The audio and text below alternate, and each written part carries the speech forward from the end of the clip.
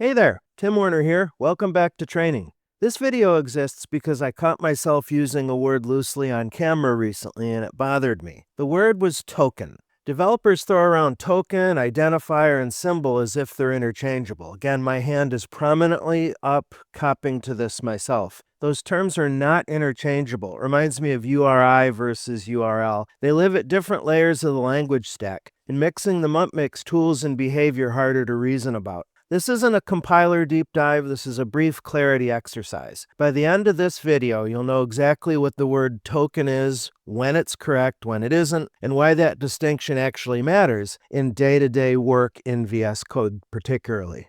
Let's talk about the problem we're solving here. Developers often say token when they really mean identifier, variable, or even just selected text in an editor like VS Code. Again, I've done this myself countless times. At the same time, editors, compilers, and large language models all use the word token, but they mean different things by it. Classic case of overloaded terminology. When we collapse those meanings, we lose the boundary between text, syntax, and runtime behavior. That result is avoidable confusion when learning tools, debugging scope issues, or trying to understand what a tool actually knows versus what it's guessing. So the goal here is to put each word back in its proper layer. Let's anchor everything with a single line of JavaScript. Let price equals 42. Right now we're at the lexical stage. This is the lexer's world. No meaning yet, just legal shapes. Specifically, let is a keyword token. Price is an identifier token. Equals is an operator token. 42 is a numeric literal token, and the semicolon is punctuation. At this stage, everything we see is a token. Nothing here is a symbol yet.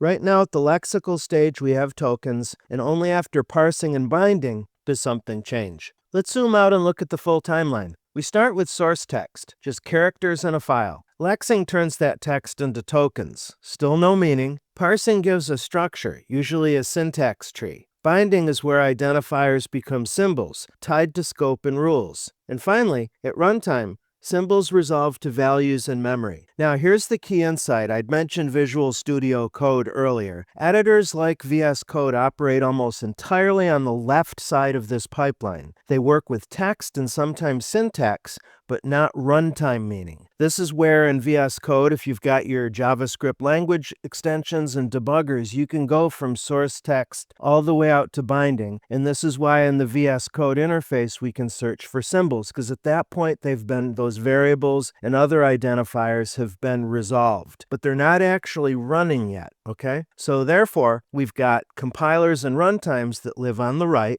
Large language models tokenize text too, but that's a completely different kind of tokenization with a different goal. Bottom line is when someone says token, the first question to ask is, token at which layer? If this little training video helped you recalibrate how you use these words, that's a win from my perspective. You don't need to speak like a compiler engineer. You just need to know which layer you're standing on when you describe something. Tokens are lexical, identifiers are names, symbols are bindings, and values live at runtime. Keep those separate, and a lot of tooling suddenly makes more sense. Thanks a lot, as always, for spending a few minutes with me. I'll see you in the next lesson.